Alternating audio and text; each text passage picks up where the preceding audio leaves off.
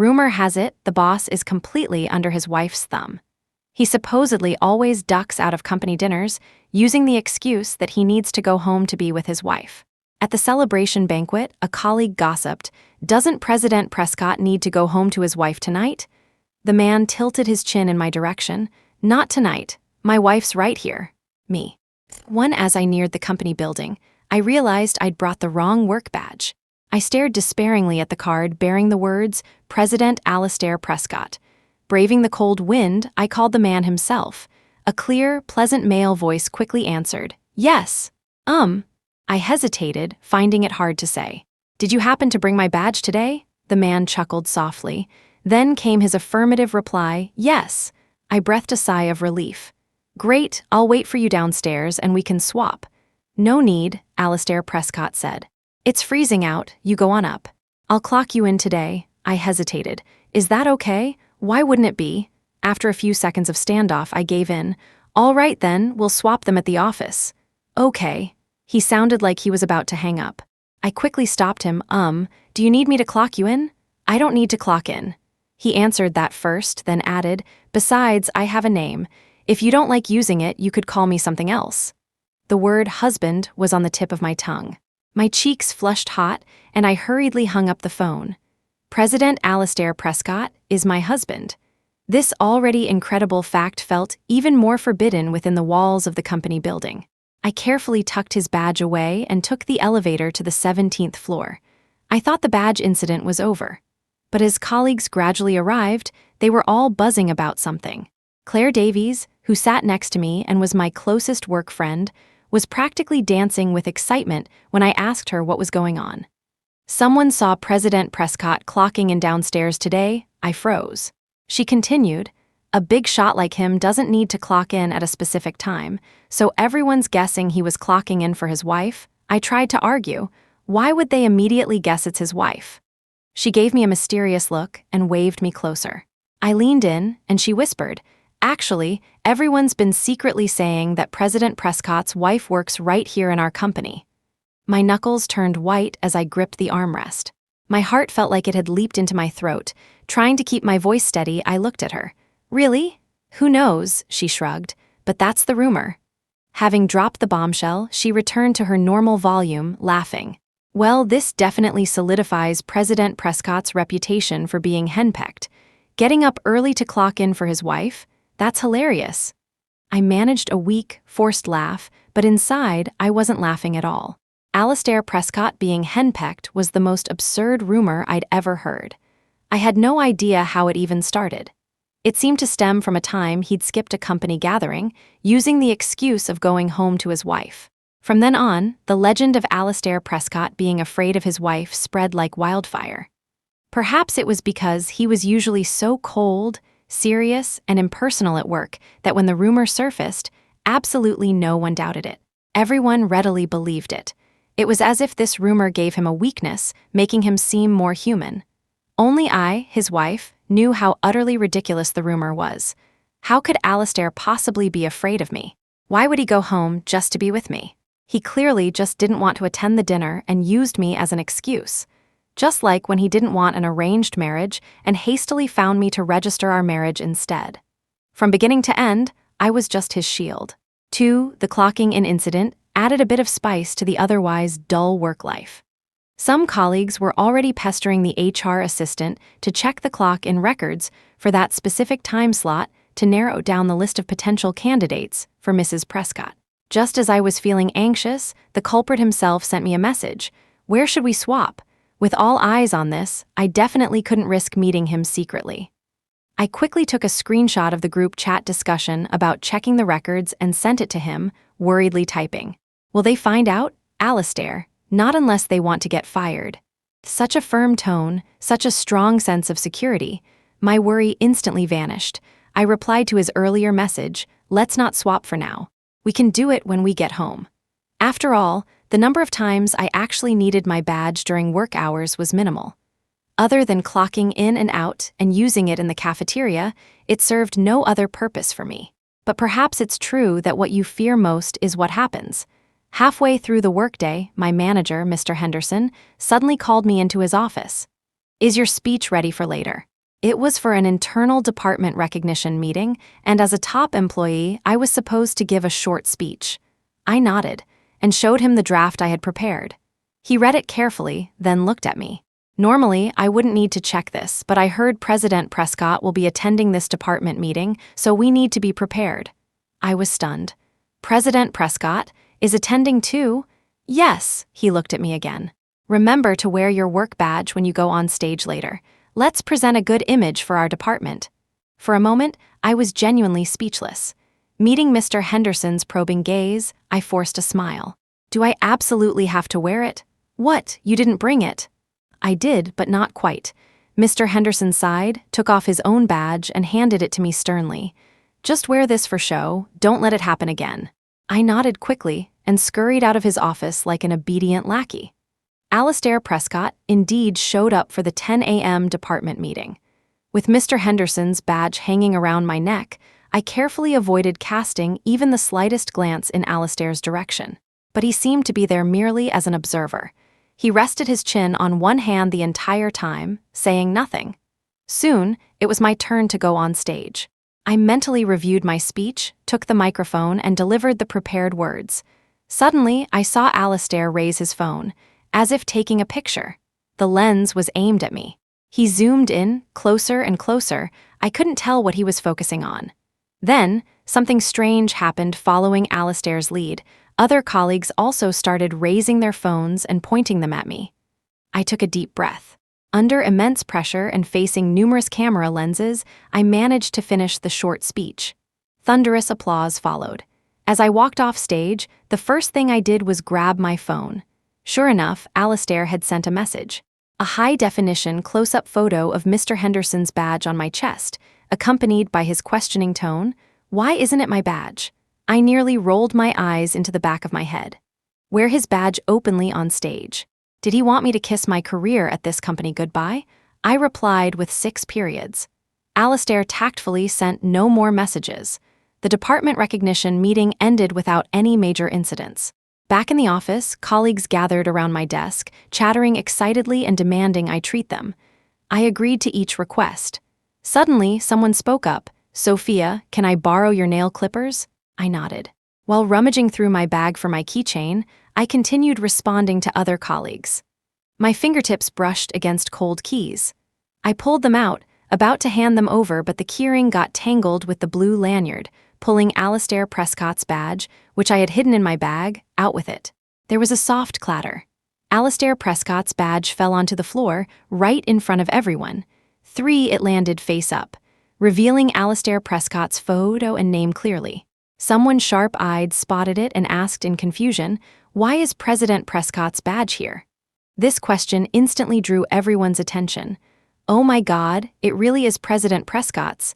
Didn't that fall out of Sophia's bag? Everyone looked from the badge on the floor to me. Their faces were etched with a mixture of wanting to say something, but feeling unable to. The colleague who had asked for the nail clippers picked up the badge first, handing it to me with a joking tone. "Sophia, don't tell me you're actually Mrs. Prescott?" I flinched, about to deny it. Mr. Henderson's loud voice cut through the tense atmosphere. "Why is everyone crowded around here? Don't you have work to do?" The crowd scattered. I looked towards the source of the voice and saw several department heads escorting Alastair Prescott as they slowly walked over. His badge felt scorching hot in my palm. I thought, I can't let my colleagues misunderstand like this. I have to explain, even if I have to make something up. Just as I was about to speak, Alastair and the managers reached my desk. He stopped and looked at me. "Was it you who messaged me saying you found my badge?" I froze for a second, then nodded quickly. Yes. I handed it over with both hands. He took it deftly, smiling slightly. "And our top employee too, nice work." My ears inexplicably grew hot. "Mr. Henderson chimed in, praising me along Alastair's lines, using words like diligent, hardworking, and conscientious. Once all the managers had left, the knot in my stomach finally loosened. Claire leaned over from the next desk, her voice laced with relief. "You scared me to death. Just now, I almost thought you and President Prescott were having an affair." I didn't dare say I was scared to death too. I feigned annoyance looking at her. "Do you really think that's possible?" She studied my face. Well, looking just at your faces, you two do look good together, but President Prescott is already married. I nodded. Yes, he's a married man. I really want to know who his wife is. Claire gossiped on. She seems very low-key. If I were the president's wife, I'd want to tattoo it on my forehead for the whole world to see. Her comment made me chuckle unexpectedly. She picked up her phone to share the latest gossip updates with me. Everyone in the chat is guessing who Mrs. Prescott is now. Scarlett Sinclair from the project group is a popular guess. I made a questioning sound. She explained, Scarlett is basically an heiress doing a stint at the ground level. I heard their families are well matched, and the parents have even had dinner together. I smiled and nodded. She continued, but the most popular guess is still Isabel Fitzwilliam. Proximity breeds favor, right? Since she works in the president's office. I agreed, true. And now you've been added to the list. She wrapped an arm around my shoulder, teasing with a grin. It's because President Prescott's badge fell out of your bag. Some people are even saying you two spent last night together. The badge incident served as a serious wake-up call. Initially, I was confident the gossip mill wouldn't target me. But one small accident nearly caused a disaster. I decided to be much more vigilant from now on. When Alistair got home, I approached him deliberately, right in front of him, separated his badge and mine which he had just placed neatly together, and said, "From now on, keep yours and mine separate." He raised an eyebrow. "And the keys, too." I singled out his keys and put them further away. "It would be terrifying if we accidentally grabbed the wrong ones. Don't put your keys with mine." He lowered his gaze to look at me. "Anything else? Is the mug in your office still that matching couples one? Maybe you should switch it. I'll pay for a new one, a better one." The couple's mugs were a free gift I got when buying a thermos. Not a particularly fancy brand, certainly not up to Alistair Prescott's status, but he still took one to use, right there in his office. If someone discovered one day that his mug and mine were a matching set, I'd be utterly finished. "Should we tear the marriage certificate in half too? One piece each." "What?" he sighed. "Sophia Miller, get this straight. We are already married." I pressed my lips together. Alistair's authoritative aura worked in any situation, including this one. I summoned my courage to argue, but we agreed back then that the marriage wouldn't interfere with my normal life. He frowned at me. I said weakly, "Being Mrs. Prescott is interfering with my normal life." "Fine," he conceded slightly. "Then how long do you plan on hiding this?" I hadn't thought that far ahead. I just wanted to hide it. "A year, 2 years," Alistair said. "We can't hide it forever, can we?" I didn't dare say it to his face. I didn't think he and I would have a forever. I argued softly, "Why does everyone have to know?" "Because we are husband and wife." "Legally," Alistair's eyes met mine. "I don't want to sneak around at the company anymore. I don't want to be treated like trash you're ashamed of. I don't want to lack even the right to step forward when other men are pursuing you." He took a deep breath, his voice softening. "Are these reasons enough?" His reasons were perfectly valid, but I still didn't want to give in. The conversation ended on a sour note.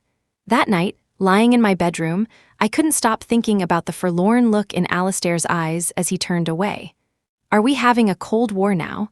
But I still didn't want to go public. It had been 2 months since we got married, and we still slept in separate rooms. Except for a few nights spent at his parents' house, we had never shared a bed. How could I possibly claim the title of Mrs. Prescott for a marriage devoid of any emotion, based purely on mutual convenience? I didn't even know when I might get divorced. A sudden knock on the door. At this hour, the only person who would knock on my door was Alistair. I cleared my throat. "Yes." Just a simple acknowledgement, nothing more. I had no choice but to get out of bed and open the door for him. Opening the door gave me quite a shock. Alistair was holding a pillow. He must have just showered. He smelled faintly of bath fragrance. His hair was freshly washed, soft and fluffy. His eyes looked innocent and harmless, but the words coming out of his mouth made no sense to me. "I'm here to sleep with you." I watched wide-eyed as he entered the room.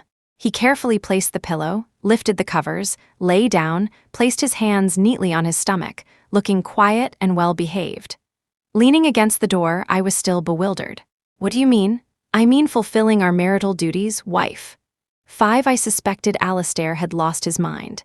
Either that, or I had, otherwise how could I be hearing him talk such nonsense late at night? I looked at him, alarmed. "What's gotten into you?" "Nothing. the person lying in my bedside softly. I just feel that, since we're married and neither of us plans on divorcing, we can't keep living like this forever. I slowly processed the meaning behind his words. So he meant sharing a room, sharing a bed. Alistair's subsequent actions confirmed my guess. He slowly sat up, looked down, and began unbuttoning his pajama top with his long, pale fingers. One button after another, his movements swift and neat. Almost in the blink of an eye, I saw his bare, slightly flushed upper body. He was clearly embarrassed, yet with lightning speed, he started taking off his pajama pants. Startled, I rushed forward and covered him with the thin blanket. Don't be impulsive, Alistair looked up at me with clear eyes. Is it because we haven't been intimate that you don't feel like we're really married? I avoided his gaze, struggling to form words. I know we're married. Then what are you afraid of? I pressed my lips together tightly. Sensing my hesitation, he added, let's just do it. Otherwise, you'll always see me as just a roommate. Under the cover of the blanket, he rustled as he removed his pants. I turned my head away, not looking. My fingers clutching the corner of the blanket were trembling. Suddenly, his phone rang, shattering the silence. Feeling as if I'd been saved, I quickly said, "Phone, you have a call, not answering." "Maybe you should," I urged, looking at the screen. "It's Leo Bennett. What if it's something urgent?" He sighed. I knew this meant he agreed, so I quickly answered the call and held the phone to his ear. The proximity was unnerving. I could even hear Leo's voice on the other end. "Come out for drinks." "Busy. Sophia won't let you?" Leo sounded disgruntled. "Buddy, I gotta say something here. You need to wear the pants sometimes. What kind of man lets his wife boss him around all day?" "Show some of that boardroom dominance," Alistair replied coolly. "Are you just jealous I have a wife to answer to?" Leo hung up immediately. Silence returned to the room. Phone calls over. So next, I interrupted him. "I never said you couldn't go out for drinks." "And about the company dinners," I reasoned with him. "Every time you don't want to go, you use me as an excuse, saying you need to come home to your wife. Now everyone at work thinks you're henpecked." I defended myself, "But I'm not like that. I haven't restricted you at all. You're free." Alistair looked up at me. "Sophia Miller, are you genuinely clueless or are you pretending?" "Huh." His eyes remained fixed on me. For a moment, I could clearly see the hesitation and struggle within them. After a long pause, he relented, saying, "Never mind." When Alistair said, "Never mind," he meant it. He didn't bring up the roommate issue again, nor did he mention anything about marital relations. He simply put his clothes back on and walked out of my room. We slept in separate rooms again that night. Logically, I should have been relieved. But for some reason, perhaps because Alistair had stopped mid-sentence, there was a lingering sense of disappointment in my heart. The faint scent of him clung to the duvet, making me think of him involuntarily. Our marriage was practically a spur-of-the-moment decision. At the time, I was under immense pressure from my family to get married, forced to meet a blind date at a coffee shop. The man was well-traveled and talkative.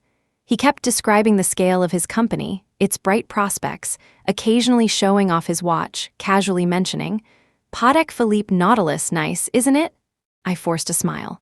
I managed to endure the date. After he left, I stayed put, feeling unusually despondent. This was the kind of man my parents praised endlessly. Was I supposed to spend the rest of my life with someone like him? Before I could figure it out, someone else sat down across from me. It was Alistair Prescott. He opened his mouth and asked, "Want to marry me?"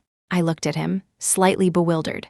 He stated matter-of-factly, "I have many Patek Philippe's, nicer and more expensive than his. I can give them all to you." His words unexpectedly made me laugh. What followed happened naturally. He didn't want an arranged marriage. I didn't want the pressure to marry. So, we got our marriage license and became husband and wife. Married life was better than I had imagined. Alistair was the perfect marriage partner, except for the fact that he was my boss. I really didn't want my colleagues to know about our relationship. Perhaps it was just as Alistair said, we were more like roommates, which is why the marriage didn't feel real to me. I tossed and turned all night. When I opened my eyes the next day, my head still felt foggy. I went through the motions of dressing and washing up mechanically. It wasn't until I reached the entryway and saw the work badges and keychains placed distinctly apart that I fully woke up. His and mine clearly separated, like a galaxy lay between them. It looked deliberate. I glanced back at Alistair's closed bedroom door. An inexplicable feeling stirred within me, but this was what I had requested. I sighed, grabbed my things, and headed out. This complicated feeling lingered until lunchtime. Claire and I were eating opposite each other in the cafeteria when 2 cartons of yogurt suddenly appeared on the table. Beside us stood a smiling Colin Morgan, eagerly introducing them. "This flavor is really good. You guys should try it." Claire glanced at me, then quickly invited him to sit down, as luck would have it. Just as Colin sat down next to me, I saw Alistair walk in through the main entrance. His gaze swept past me, lingering for only a second before moving on. I inexplicably remembered his words. "I don't want to lack even the right to step forward when other men are pursuing you." Almost flustered, I spoke up. "Thank you for the kind thought, but I already have a boyfriend." Claire looked astonished. "What, when did you get a boyfriend? I'll tell you later." After politely declining Colin and satisfying Claire's curiosity, I found myself staring blankly at my phone, at the chat window with Alistair. Should I explain? But Alistair was acting strange today. Usually, he'd send me messages, nothing important, just small talk like, "What did you have for lunch?" Or, "Do you have to work late today?" But not today. No concern, no questions. I mustered my courage and typed. I turned him down. He replied instantly, but his tone was cold. "Okay." Just as I was debating whether to say more, my phone rang. The caller ID showed Leo Bennett. Puzzled as to why he would call me, I quickly stepped into an empty stairwell to answer. "Hello, Sophia, want to grab dinner with us tonight?" I hesitated. "Will Alistair be there?" "If you go, he'll definitely go," Leo said. "That guy's basically your shadow now. Wherever you are, he is too. I don't even need to ask him." I had absolutely no idea how to respond to that. Leo laughed. "So, it's settled for tonight? Okay." After hanging up, I went back to the chat with Alistair, only to find he had sent me quite a few messages. "How did you turn him down?" Not convenient to say.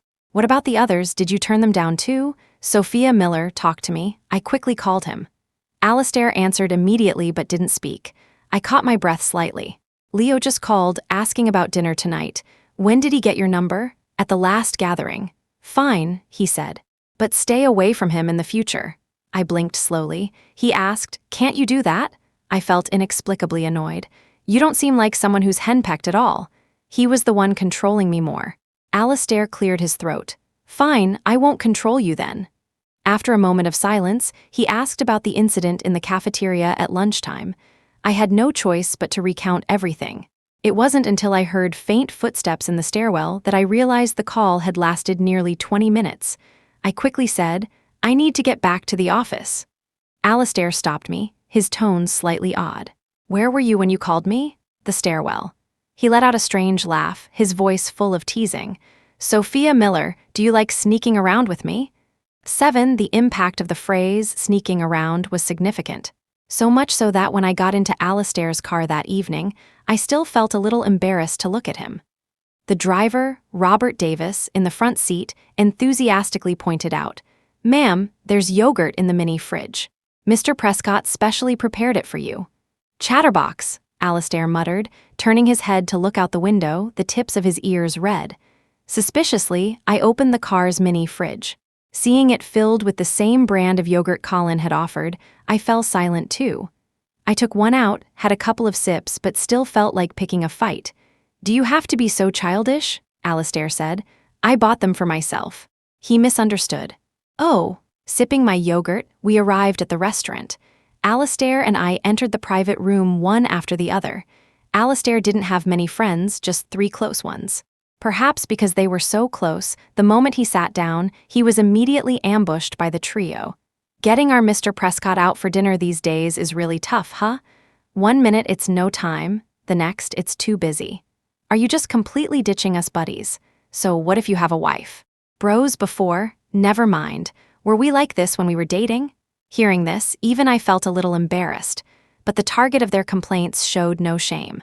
Alistair calmly sipped his water. "I'm a family man now. I don't have much in common with you single guys anymore."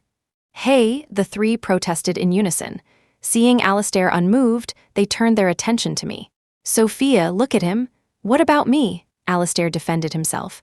"I'm a married man now. Of course, I have to act like a responsible husband." How can I be out messing around with you guys all the time? Here he goes again, bragging about having a wife. Seriously, have some shame, man. How did I never notice this side of you before? Sensing the rising tension, I quickly tried to smooth things over. He'll come out more often in the future, don't worry. Alistair muttered softly, No, I won't. The atmosphere at the table instantly became livelier. As I ate, listening to them bicker, I gradually understood. These guys were clearly praising Alistair in front of me for being family-oriented and loving his wife. And here I was, initially thinking they were genuinely upset, after a satisfying meal. I was idly fiddling with the charm on my handbag when Alistair suddenly leaned closer. Bored? I immediately stopped fidgeting. It's okay, he smiled. If you're bored, we can head back. We've talked enough for today. I hesitated, then nodded. Okay. Alistair immediately contacted the driver. As I sipped the last of my tea, my eyes suddenly met Leo Bennett's across the table. He subtly tilted his chin, indicating I should look at my phone. Puzzled, I unlocked the screen. Despite being close enough to talk face-to-face, he had sent me messages. Sophia, let me tell you a secret. He has a crush on you. Seriously, don't tell him I told you SHH. I looked up in astonishment. Leo grinned and gestured towards Alistair. I followed his gaze. Alistair turned to look at me, his tone gentle. The driver's here. Shall we go now? I responded slowly. Go. Yes, let's go. 8 on the way back, I didn't say a word. Mainly because I was pondering what Leo had just said. But Alistair seemed to misunderstand. I heard him explain apologetically, those guys can be a bit rowdy privately, but they're good people. If you don't like these kinds of gatherings, next time I interrupted him, I didn't dislike it. Meeting Alistair's clear gaze, I smiled. They're really nice, I like them. If possible, include me next time too. Alistair breathed a sigh of relief. Okay. A moment later, he added, but you don't have to like them, just treat them as friends, casual friends. He genuinely made me laugh. I watched him expectantly. Alistair looked back at me, slightly hesitant. What is it? I shook my head. It just suddenly felt like I'd been awakened. I thought, I've really overlooked so much these past 2 months. Many of Alistair's actions clearly showed his affection, but I stubbornly believed he was just fulfilling his duties as a husband. No wonder he asked me if I was genuinely clueless or just pretending. Back home, Alistair bent down to place slippers at my feet. As I bent down to change, my phone rang. The caller ID showed Catherine Prescott. I looked at him nervously. It's your mom. Alistair came to my side, his voice calm. Answer it. I put it on speakerphone. Catherine Prescott's charming voice came through. Sophia, dear, are you free to come over for dinner this Saturday? I glanced at Alistair again. He nodded, so I agreed. Mom will tell the kitchen to prepare your favorite dishes right away. I guarantee you'll enjoy it. Thank you, Mom. Alistair looked down at me. My cheeks burned, and I pretended to be engrossed in my phone. The call wasn't over. Catherine clearly had more to say. After a slight pause, she finally spoke. I heard there are some rumors going around the company lately about the Sinclair family's daughter. I wanted to explain things to you. Oh. I instinctively thought of Scarlett Sinclair from the project group. Back then, his father and Mr. Sinclair did have dinner together, but it absolutely wasn't to discuss arranging a marriage between the two kids. Catherine laughed. Our family never considered having Alistair marry for connections. He doesn't even know the Sinclair girl. I have no idea how the rumor got started like this. Please don't misunderstand him. I felt inexplicably flustered. I haven't misunderstood him. As if I dare? After a few more words, the call ended. I let out a sigh of relief, but noticed Alistair remained tense. It suddenly dawned on me. The lie this man told to get married had just been ruthlessly exposed by his mother. About the arranged marriage, looks like I misunderstood. Alistair started explaining. I really thought they were going to force me into it back then. I watched him silently put on his act. But it's too late to talk about this now, seeing as we're already married. He looked at me cautiously. Right, I asked knowingly, is being married to me better than an arranged marriage? Of course. Why? Alistair fell silent. I couldn't stand watching him pretend anymore and stepped closer. We were extremely close now. I could even see the panic in his eyes. I poked his chest with my finger. Alistair Prescott, stop pretending. His voice wavered slightly. I looked up into his eyes. You like me? 9. The man before me took a sharp, deep breath. Like someone oxygen-deprived finally getting fresh air, he breathed rapidly. I could even hear his heart pounding. I prompted softly, "Speak." Alistair stood ramrod straight, his back against the wall. "How did you know?" "Not wanting to betray Leo," I said. "I just sensed it." He grew even more nervous. "So what do you think?" About the fact that I like you, your thoughts." "No particular thoughts," I said, feigning nonchalance. "We're married anyway. Isn't it better to have a husband who likes me?" Alistair nodded. I moved closer again. "Since you like me, why didn't you say so?" Alistair mimicked my way of speaking. "No need to say it. We're married anyway. Does confessing even matter anymore?" I couldn't resist calling him out. "I meant before the wedding." Alistair stared at me blankly. "How did you know I liked you before the wedding?" His mind suddenly worked lightning fast, guessing the answer in a second. "Leo told you." He was both annoyed and regretful. "I knew I shouldn't have let you get too close to him. That guy could never keep a secret, not since we were kids." Seeing him about to explode, I quickly stopped him. "Let's sort out our own business first." Alistair took a deep breath and finally admitted, "It's true, I liked you back then." "Oh? When you were in university, I saw you once," Alistair said. "I went with Leo to your school's New Year's party. You were sitting in front of me. It was love at first sight," he said. "And then?" "There was no and then," he gave a small smile. "I had to spend most of my time abroad back then. The timing and location weren't right. How could I dare approach you? Leo probably felt sorry for me and occasionally sent me updates about you." He spoke with sincerity. "You really are outstanding. So, you proposed to me right after you came back." "Not that quickly," he smiled. "I originally planned to approach you slowly, but then I accidentally overheard you saying you didn't like me." "How could that be?" I was surprised. Back then, Alistair Prescott was completely out of my league. The exact words were like this. Alistair recounted them to me. "President Prescott is handsome, sure, but he's so cold.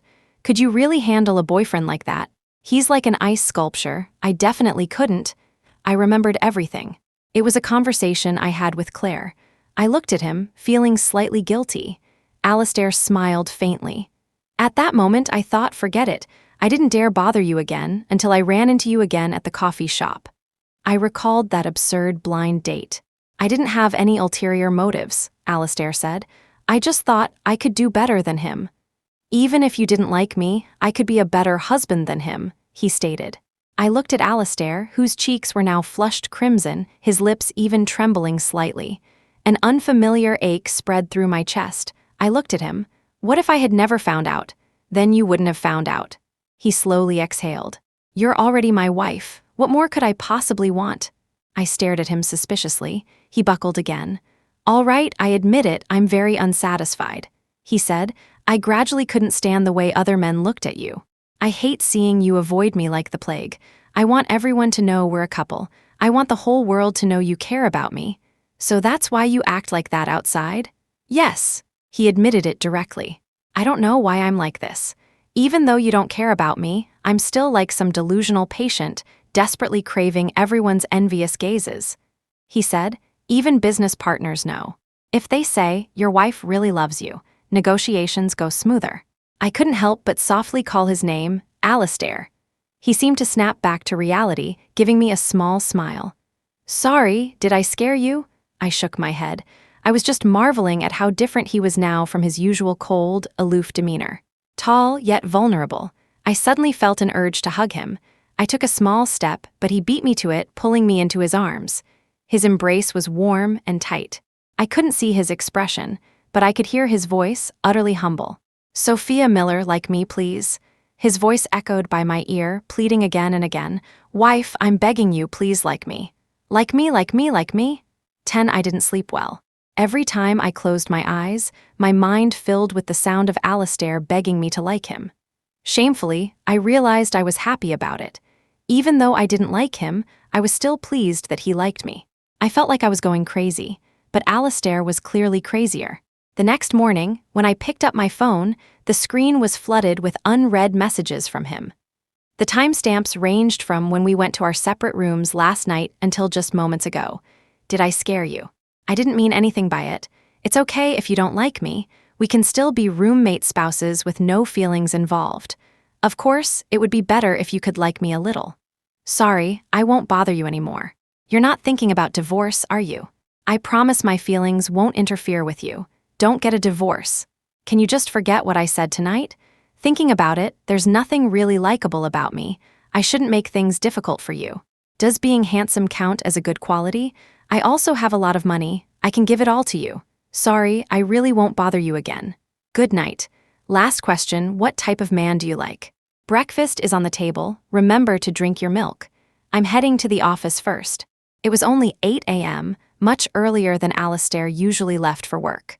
Clearly, he was trying to avoid me. He genuinely made me laugh. He wanted me to like him, yet now he was the one running away. After breakfast, I arrived at the office. Claire approached me, looking astonished. Did you forget to bring an evening gown? I blinked. It's the celebration banquet tonight. Her expression was one of utter exasperation. I saw everyone else came prepared. Some people ordered their gowns a month ago. I had indeed forgot. I quickly tried to salvage the situation. It's not like wearing one is mandatory, right? If not tonight, then when? She pinched my cheek disapprovingly. I hate it when beautiful women like you don't care about these things at all. I could only offer an apologetic smile. Alistair, however, was more thoughtful than I was. After several hours of silence, he sent me a message. I ordered a gown for you. It's not a matching style with mine, so you can wear it without worry. I raised an eyebrow. Where is it? Alistair, I'll bring it to you now. How about I leave it in the stairwell where you called me last time? You can pick it up in 10 minutes. This felt like a spy rendezvous. So, ignoring Alistair's arrangement, I went to the stairwell early and waited for him. The wait felt incredibly long. Initially, I didn't think much of it, until the phrase, sneaking around, suddenly popped into my head. I realized the current situation fit perfectly. I inexplicably started feeling awkward. This awkwardness peaked when I saw Alistair coming down the stairs holding a shopping bag. I looked at him, he looked at me. Neither of us spoke. Aren't you going to give it to me? I prompted him. He seemed to snap out of a daze and handed over the bag. It was a dark black dress with a line of fine diamonds around the neckline. The fabric was smooth, it looked expensive. I stared at him. How did you know my size? Alistair avoided my gaze, looking away. When we were choosing the wedding dress, I glanced at it. I didn't intentionally memorize it, I just have a photographic memory. Thank you. I looked up at him and noticed the blush had spread from his face down to his neck. I couldn't help but smile. Why are you so embarrassed? He was silent for a moment, then finally spoke. It feels like sneaking around, quite thrilling. I couldn't resist giving him a sidelong glance and said deliberately, Well then, President Prescott, you better be careful not to let your wife find out. The expression on Alistair's face at that moment was utterly foolish. Suppressing a laugh, I ignored him and pushed the door open to leave. 11 before the celebration banquet began, Claire suddenly handed me her phone. Sophia, look quick. What is this? I glanced down, and my heart instantly sank. It was a picture of Alistair and me exchanging the bag in the stairwell. Someone had actually photographed us. Claire looked frantic. Everyone in the group chat is saying you're having an affair with President Prescott. What do we do now? I opened the group chat. It was an anonymous company group. Perhaps the anonymity encouraged recklessness. The chat was already overflowing with rumors. I knew something was off about her since the badge incident. Deliberately carrying President Prescott's badge in her bag, wasn't that just showing off? Is this a move to force the wife out? The other woman taking over. Heh, who knows how she got that top employee award? I was wondering why her dress tonight looked so nice. Turns out President Prescott bought it. Flirting with the president while still stringing along other male colleagues? Disgusting. Wait, what if she is President Prescott's wife? Are you kidding? Do you even believe that yourself? President Prescott having a wife in the company is just speculation, but her being inappropriately close with him is now confirmed. Remember, she wore the manager's badge on stage before. Who knows how messy her private life is? I can't believe it. I actually thought she was beautiful inside and out. I pressed my lips together tightly and handed the phone back to Claire. Thank you, I understand. Sophia, aren't you going to clarify? How can I clarify? I managed a rare laugh. The evidence is all there. The person married to Alistair Prescott is me.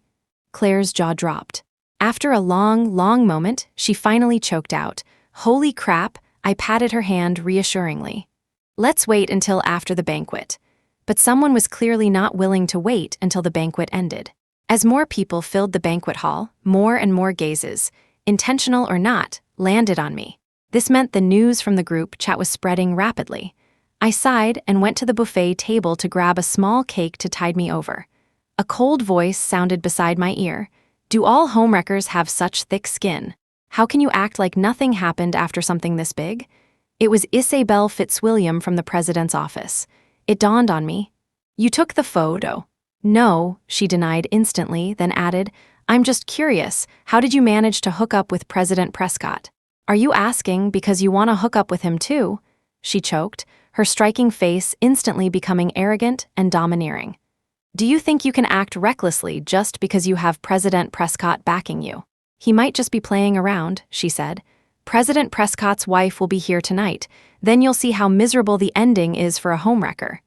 Is that so? I smiled calmly. Then I'll look forward to seeing it. As I was finishing my second piece of cake, the male lead of the scandal, Alastair Prescott, finally arrived. He usually attracted a lot of attention, but today he was the absolute center of focus. The crowd's gazes flickered frequently between him and me, but Alastair acted as if he saw nothing. He didn't even glance in my direction. Some interpreted this as him trying to distance himself, and their looks towards me became even more contemptuous. I slowly swallowed the cake in my mouth.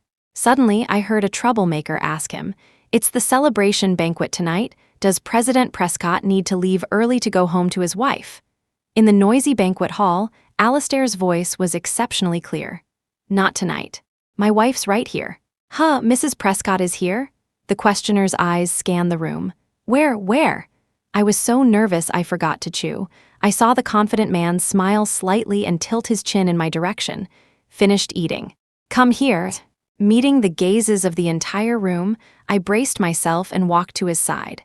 In that moment, I could almost hear the collective sharp intake of breath around me. The banquet hall fell silent enough to hear a pin drop. Alastair wrapped his arm tightly around my waist and faced the crowd. Allow me to introduce everyone. My wife, Sophia Miller. 12 for the rest of the evening, I was forced to stay by Alastair's side. Rumors spread quickly, but clarifications spread even faster. All it took was one sentence from Alastair, and all the lies crumbled. I could clearly see the color drain from Isabel Fitzwilliam's face in an instant. An unexpected sense of satisfaction washed over me. Claire was frantically sending me messages. Do you see Isabel's face right now? It's priceless. I secretly took a picture, sending it to you. Did she really think she was Mrs. Prescott just because she was the most popular guess? This is so satisfying, and President Prescott is so handsome, Sophia. I'm so jealous you found a husband like him. Alastair leaned close to my ear and whispered, It was an emergency. Please don't blame me. About going public, he said. I'll deal with the person who spread the rumors, but honestly, going public was the best way to clear them up. It's okay, I said with a smile. It felt like the moment I decided to wait for Alastair in the stairwell, I was already prepared for this. I praised him. You were very cool just now. Unexpectedly, he was still unsatisfied. Only just now?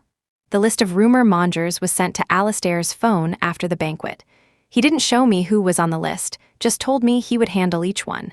I nodded, busy replying to messages from colleagues on my phone. He looked surprised. Are there that many? I had to show him the screen full of red notification dots. Even colleagues I added, but never chatted with started liking my social media posts from a year ago. Alastair took my phone away. Stop replying. Isn't that a bit rude? Who would dare say anything to you? With my phone confiscated, I was forced to just look at him. I silently complained to myself he was nothing like a henpecked husband. I felt like the one being bossed around. Alastair pushed the phone aside and asked me seriously, We're public now, what are your thoughts? About our relationship. He said, From now on, you'll inevitably be tied to me. When people mention you, it will be as my wife, and when they mention me, it will be as your husband. So, I want to know what you're thinking. I thought for a moment, finally understanding his roundabout meaning. You want to know if I'll ask for a divorce? Alastair mumbled back, I just want to hear your thoughts. I deliberately teased him. What if I say yes, let's divorce? Alastair took a deep breath. Then, of course, I'd respect your decision. You really think so? I might cling on for a little while. Might, he sighed. Definitely, he made me laugh. Alistair, you're really good at pretending. I'm just afraid you'll think it's unfair, he looked at me. After all, I'm the one who likes you, and this situation benefits me. I didn't believe a single punctuation mark of his. Tell me your truest thoughts. He pressed his lips together, suddenly becoming silent. I nudged him with my foot, urging him on. Alistair took several deep breaths, his eyes looking like a rain-soaked puppy's, staring pleadingly at me, his ears red as he squeezed out a few words. Wife, sleep with me. I froze. He abruptly stood up, saying almost frantically as he escaped, I'm going to take a shower. Halfway to the door, he remembered something and started explaining haltingly, I'm not hinting at anything. I'm really just going to shower, the actual kind. Never mind. I blinked, still feeling a bit lost. Was he playing hard to get? I called out to him, want to shower in my room? Alistair spun around abruptly. The expression on his face was incredibly amusing. Nervous yet hopeful, lips pressed tightly together but his eyes full of longing. His voice was tight, can I? I leisurely walked past him. Suit yourself. Alistair followed me back to my room, his steps wooden. The second the door closed, he pinned me against it, breathing hotly near my ear, his voice low and husky. Wife, I've waited a very long time for this day. End.